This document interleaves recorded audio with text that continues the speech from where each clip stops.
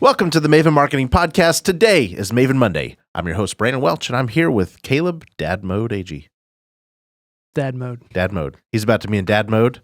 Hey, one thing about Frank and Maven and our culture, and the culture you should do your very best to create, is that family always comes first. Mm-hmm. We don't just say it, we mean it. And that means if there's a game, if there is a mom or a dad in need, if there is a doctor's appointment, you take it. You got to get there. Your team will make it happen for you around here. Yep.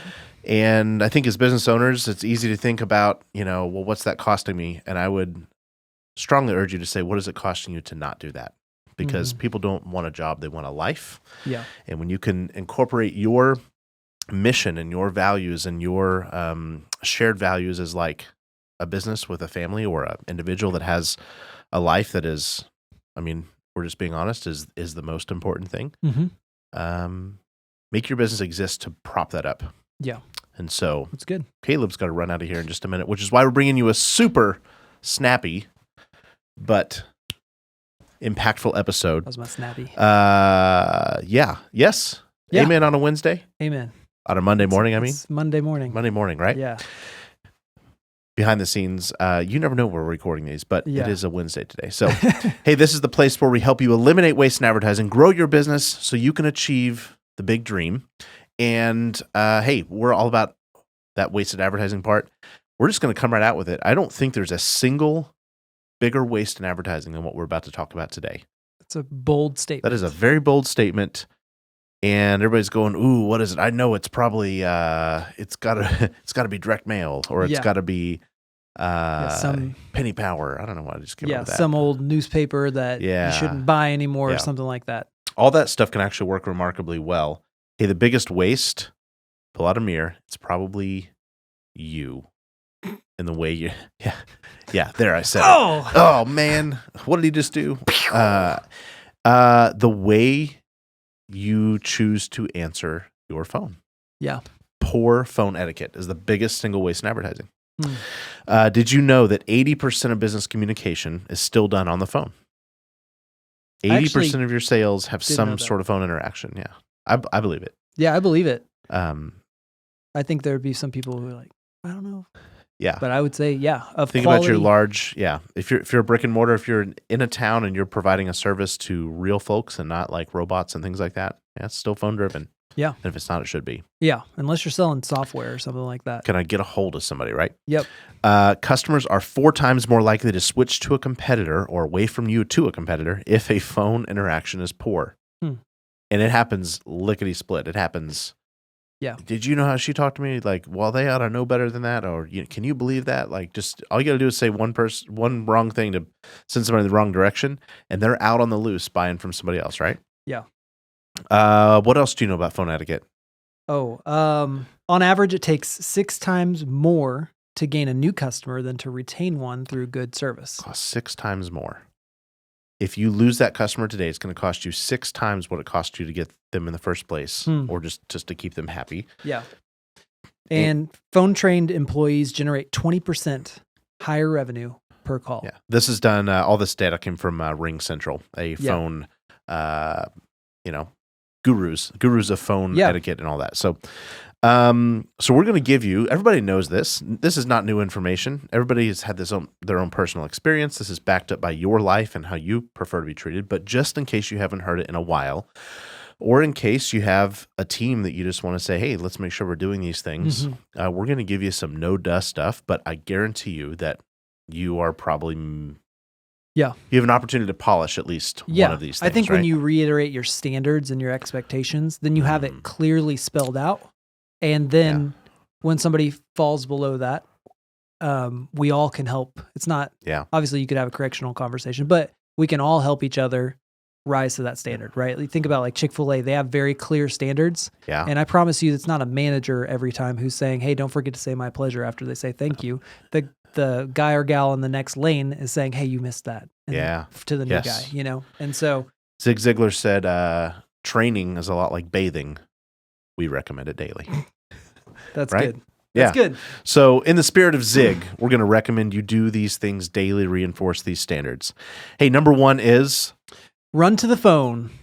It is money ringing. It's a bag of money ringing over there on that desk in the front of the office. When you hear that phone, that means dollars are falling from the sky, and are you going to grab them? Mm-hmm.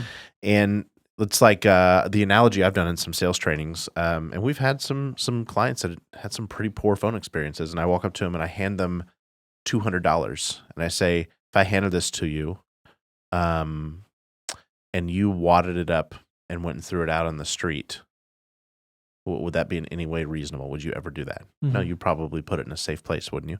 Well, it's the exact same thing that happens when that phone rings, because it probably cost $150, $200 to make that phone ring if you're a service-based business. Yeah, especially if you're doing any kind of paid advertising, which I assume you are because you're watching this this podcast. So you need to expect, you call that $100 bill every time that phone rings. At least. We have a friend, he's been on the podcast before. He had a $100 million service company. Mm-hmm. And I have known him to fire people just because they disrespected the money he was spending. He's like, you're allowed to have a bad day. You're allowed to mess some things up. But when it comes to the money I've spent to make that phone ring so you have a job and you don't respect that, red in the face. Yes, that's crazy. Number 1, run to the phone, guys. Hey, that's money. That's a cash register ring, and we've already spent. That means that Mike or Keith or Tyler has spent at least $100 to make that dang thing ring. Yeah, so I can have a job. Make a game out of it, right? I'm never going to let that ring more than twice or more than 3 times or something like that. You kind of have this standard. It will never go to voicemail, first of all, but it rings 5-6 times before it does. Yes. Let's beat it to 3. Yes. So you pick up that phone. What's the first thing you're going to do? Number 2? Smile. Wow, what an opportunity. Thank you for coming in today. Yeah. You have shown up to give me your money. Mm-hmm. Does that make me blah? That's not what you're saying, by the way. That's just the signals you're giving. Yeah. Well, it's gratitude, right? Yeah. That is a gesture of like, it is nice to see you. What things in the universe had to align that I got the opportunity to talk to you today. Yeah. And you got the opportunity to deal with the best company on planet Earth at doing X, Y, or Z, right? Yeah. And there's psychology involved in this. There's also good voicing. When we do recordings, these are like studio mics. If we're recording a radio commercial or even a TV commercial, but especially a radio, you can't see the people that are recording that, but the tone changes 100%. If they smile as they're delivering it. Yep. So unless we're doing some sort of dramatic telling of something, we want them to smile because you on the other end will feel the difference. That's right. The most successful call center companies put a mirror in the cubicle where the person's calling, so you can see your body language, right? Because you can hear it. My dad always told me, cheapest thing you can give anybody is a smile. That's a good one. What a gift, right? Mm-hmm. Love you, Dad. Hey, number 3. Insert Zoolander references here. Yeah. Hey, we don't have time for that. Caleb's in dad mode. Put your brand phrases in your phone intro or in your phone etiquette. This is fun. I think this is one of the best versions of alignment. Like if you have a campaign, as we've been teaching you to do for the last almost 100 episodes on the Maven Marketing podcast, if you have a campaign and you have this more than just a series of ads running, you have this persona and personality and these characters you've put in your television or TV or website or social media ads. The person is calling with that persona in mind, and make them get it. It's like when I go to Disney World, I don't see different characters. I see the same characters I've seen my entire life. Yeah. Saying and doing the same things that they've always done. Could be a different person playing that character, but they look the same and they sound the same. Absolutely. And I know it's the same place. And that's what you want to do. The owner is not going to be, maybe if the owner's your spokesperson on your TV commercials, you've got this branding, this presence that's happening. The owner's not answering that phone call, but you can give them a signal that says, this is where that owner is. You can use their catchphrases. Yes. Some of our campaigns, you guys know Randy and Dee by now. We use them a lot because they've just done extremely well doing all the things we talk about here. Yeah. But they have this thing called the D guarantee, and she's in her commercial, she's saying that's a D guarantee, right? And so when they answer their phones, wouldn't it just make sense? And they do this like, thank you for calling the Window Source of Kentucky, home of the D Guarantee. And people come up to them at the supermarket and all their home shows and all their in public and mention this stuff anyway. So why wouldn't we just read that back to them? It just confirms, it validates that, oh, yes, you've come to the home of whatever, right? Yep. Geico. I haven't done this anytime recently, but I guarantee you somewhere in their phone script is, welcome to Geico. You could save 15%, or where you can save 15% or more on car insurance in 15 minutes. 15 minutes can save you 15% or more on car insurance. Sorry, now I got it right. If it was a sales line, they probably ask it as a question. Would you like to save 15% or more in 15 minutes today? Yeah. Let's see if we can save you 15% or more. How about 1-800-GOT-JUNK? All you have to do is point. I did call them recently, and everything that's in their commercials, it's like, welcome to 1-800-GOT-JUNK. All you got to do is point, and their people are trained to say that. Oh, yeah, so-and-so will be out there. And remember, all you have to do is point, and your junk goes away, right? For the low price of $1,200, we'll haul off your trash. Yeah. So just, you have a thing. You have a certain way of saying things, and if you don't, I guarantee you do, but you just haven't boiled them down. Put those things on paper. And yes, there should be room for personality and nuance in your phone scripts, but dadgummit, let's have a training session and say, this is how we answer. This is how we're going to do it. Yeah. So number 4. This goes with it. Clearly state the name of your company. So they didn't call Brandon.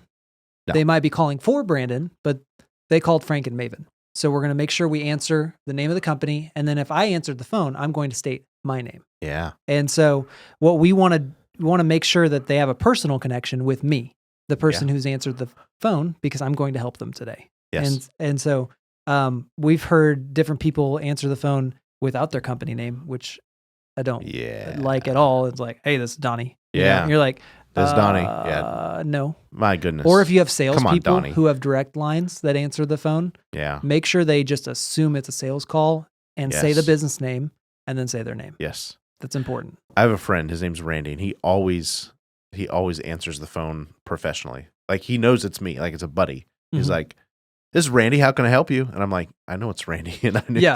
You saw my name pop up, right? Yeah, it's funny. So that seems like a no-duh thing, but I guarantee you, we've got probably even people that we talk about this regularly are just not doing that. It's like, thank you for calling Frank and Maven. It's a great day at Frank and Maven. How can I help you? Yeah. Where we eliminate waste in advertising. Hey, Riley, are you listening? So say the company name, say your name, and then like, what can I do for you today? Right. Number 5. Once you understand what they're looking for, get them answers quickly. It's like, where's the no duh button again? This is a duh thing. But some people are like, well, I'm going to have to get you with a blah, blah, blah, blah, blah, blah, blah. Yeah. It's like, unless there's a legal reason you can't answer that question, answer the question. Answer the question or give a range. Yeah. And if you are a law firm or you're a medical firm, because sometimes they can't do those sorts of things, say, well, I know that most people blank. Now, every situation is different, but most people tell a story and say, so I give them a range. If they didn't call probably so they could get an appointment, they called to get the next step of confidence that would allow them to move to the next step, right? Yep. So if you're just immediately saying, well, I'll have a person get back with you, that's like, don't do that, right? Of course. So, man, you want a world-class lesson in phone etiquette? Call Disney World at 2 a.m. in the morning and get their 2 a.m. staff. Now, I'm sure their 8 to 5 staff is wonderful. Yeah. I had an experience where I was helplessly stuck in a very nasty situation in Florida with my entire family. And it was just like one of those deals like, screw it, we're going to Disney. And literally 2 a.m. couldn't sleep on this awful, awful thing that they called a bed. But it was like, it was a torture chamber, really. Futon. Worse. Literally worse. And I was like, screw it, we're going to Disney. And so called Disney at 2 a.m. And that was the most unbelievable phone experience. Just do it and book. Just call and just say, I'm thinking we're going in July. And what can you do for me? And listen to how they read back. Well, I'm hearing you want this. Well, yes, Mr. Welch or Mr. Agee, we believe you ought to have all these things. And let me look that right up for you. Just so call Disney at 2 a.m. side rant over. But hey, give them the answer to the dang question. So you might hear, how much does this cost? Does it typically cost? And give them, it's the first, you're going to be trained to say, well, it depends on whether. We have to come out and give you an estimate. It's like, no, our average person needing what you are asking for spends $8,200. Yeah. Or you can say it's between $5,000 and $10,000 or $7,000 and $9,000 if you can get it tighter. I think you need to just be as clear and quick as you can with all of that. Do not hem-haw. How long does it usually take? If you're booking 4 weeks out, you're going to actually have a big problem on the tail end of this experience if you aren't honest at some level. There's a right way to say this. I'm going to be clear about that. But people who book in February typically get their jobs done in 3 to 4 weeks. Mm-hmm. When we get to May or June, that stretches out to 6 to 12 weeks. Yeah. So it just depends on when you're wanting to get it done. Mm-hmm. There you go. You guys taking notes? Yeah, exactly. And you know what? This is called empathy. This is called looking through the world through the customer's eyes, walking around in their shoes for a minute, and just think about what you would want if you were in their shoes. Yeah. We have some wonderful empathy questions in the Maven Marketer in chapter 8 called What You're Really Selling. Chapter 8. What You're Really Selling. But they revolve around what are their needs, pains, hopes, and fears? How can your product satisfy those? And what's the most reasonable next step for action? That's what they're actually trying to do. And so if you just wire your language around those, you're going to go far. That's good. Hey, what's number 6? Make sure you sweep up when you're done. So, you're going to want to you're kind of recapping the conversation. So what I'm hearing is, have I answered all your questions? What I heard you say. Yeah. What I'm hearing is you're shopping other companies right now and you're just looking to get some prices. I've given you a range for that. Is there anything else I can answer? Mm-hmm. Is there anything else that you were curious about? Anything else you've seen that you like? Yeah. What can I do to make this easier for you, right? Mm-hmm. You're sweeping the floor, right? Make it nice and tidy. Yeah. So that's pretty self-explanatory. Just say, have I answered all your questions today, right? Yeah. Duh, right? Take as much time as it takes is the next one, which is, I can't remember exactly which company this was, but they had somebody do a 6-hour customer service call. Yeah. And they normally, it was a call center type of customer service place. Normally you'd be disciplined for being on the phone that long, right? Yeah. Because you should try to get off. There's more calls waiting. Yes. They rewarded this person because they gave such excellent customer service. Now, not every call should be that long or every time. You're matching the energy of the person who's on the other line, right? Yeah. If they're in hustle mode, hustle right up. If they are slow and easy, take it slow and give them the time. Hopefully you've got coverage that the next call that comes in isn't waiting on you, but that'd be great. Yeah. Yes. Love it. Hey, cut down all your phone trees. We're on number 9 now, I think. Chop them down. Yeah. I don't want to listen to a robot. I want a human. Like, go back to that first thing. You've spent hundreds of dollars probably to get this person to your phones. And you're going to subject them to some cheap automated robot thing. Like, I know AI is getting good, and I know there are times where the phone tree has to take precedent, but like, if you're sitting there wondering, should I hire another $15 an hour person to answer the phone, or should I, outsource it to a phone tree? Hire the person. Yeah. It's a irreplaceable value. It will pay for itself, I think, in reputation alone. Yeah. And that's the thing, I think, even just hearing press 1 for sales. I don't want to talk to sales. Yeah. You know what I'm saying? Yeah. That's when you put sales as your first, press 1 for sales. That's and the door I have to open. Then press 13 for service. It's like, well, you've shown me what's important, right? Well, it's like, I think even if I was trying to be sold, I wanted to buy what you were selling. As soon as you said sales and I had to open that gate to get in there, I'm like, oh great, I'm about to be sold. Yeah. And that my guard goes up. Yeah. What you're looking for said, to talk to a consultant. Yes. To talk to a specialist. Yes. A product specialist, a vehicle specialist, a service specialist. Or an elder law specialist. Cut down that stupid tree. Yeah. Couple really basic things. These two kind of go together. Check your hold music. Yeah. What's it sound like? Is it crappy? You know what? Is it weird? It's mind-blowing. I've been listening to the same hold music. There's a car dealer in town, and I happen to have family member that worked there. So I called this car dealership a lot, and it had this ba-da bum bum bum bum bum ba-da bum bum. Yeah. And that was like 13, 14, 15 years ago. And I was like, because I would sit on hold for a long time, car dealership, go figure. But and it's amazing to me how many people have that default. That person who wrote that music ought to be getting royalties like crazy. Hella royalties. Probably royalty free, which is the problem. Yeah, but like just delete that stuff out. Yeah. Go to your local recording studio if you have to, or you know what, pull out your iPhone and do a voice memo, or pull up GarageBand on your computer, or slightly hire some high school kid. Or you can go buy something. some like royalty free stock music. Maybe that fits your vibe a little bit more. It may be a little cheesy still, but it's not the default thing that the other guys down the street have. Guarantee you there's a company online doing this for a couple $100 and doing it well. Yeah. Making sure your hold music is on point. And put your promotions in there. Hey, did you know that you could save 15% or more in 15 minutes? This all comes with a caveat that you're going to do your very, very best to never put them on hold. But just in case you have to. While you've got them there, right? This should work. Keep them stoked. Or tell jokes. Wouldn't that be fun? Yeah. There's one that does like history, like trivia. Yes. It's kind of like you're waiting at the movies. Yes. And that was kind of fun. Yeah. Also check your voicemail on the message. Hour. On the hour. Well, I was going to say also check the message that they hear before they leave a voicemail. And make sure that's not a robot. Make sure it's special. Sounds like you. Hey, we're so sorry. Man, you got our voicemail. That never happens. Something must be really happening right now, but we are going to get back to you not within one business day. We're going to get back to you immediately. You are our first thing as soon as whatever we're doing. I mean, you're only open 8 hours a day, 9 hours a day. Right. So that's ringing. We didn't put this in here, but hey, for your weekends, for times that are low peak that you're not going to have somebody on staff, hire an answering service. It'll cost you $5 or $10 a call, maybe, and at least have them have a real person answering. Right? Yeah. Yep. Last thing. Secret shop your phones weekly. I want you to put a spot in your calendar where you're calling your own business on a weekly basis and just seeing what that experience was like. Yeah. Like, why not?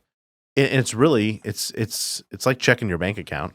Mm-hmm. It's like, well, I've spent about, I don't know, $5,000 on advertising this week. Let me see how that's working for me. And let's make sure the first hole is patched, right? That's right.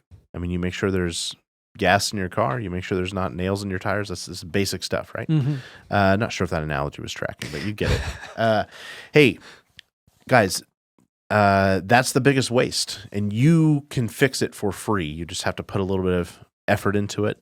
We don't want you lecturing your people, but you rally them around the Maven Marketing podcast, and I'm sure dozens of others, blogs, podcasts, websites, or whatever. And just do some training on a weekly basis and say, hey, it's Monday. What are we going to focus on? We're going to get a little better today. Inspect what you expect, as they say. Yeah. Cool. Yeah.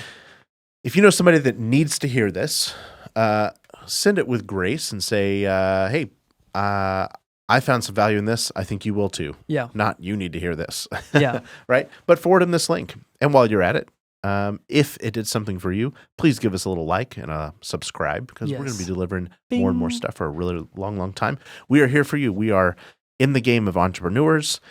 Our heart bleeds for the small business, which is not all that small. No small business is a small thing, right? No. The owner-operated companies of America. These are the ones making the difference. These are the ones driving our cultures and our community. And so that's who we're here to serve. That's why we're here every Monday. We will be back every Monday answering real-life marketing questions, because marketers who can't teach you why are just a fancy lie. Have a great week.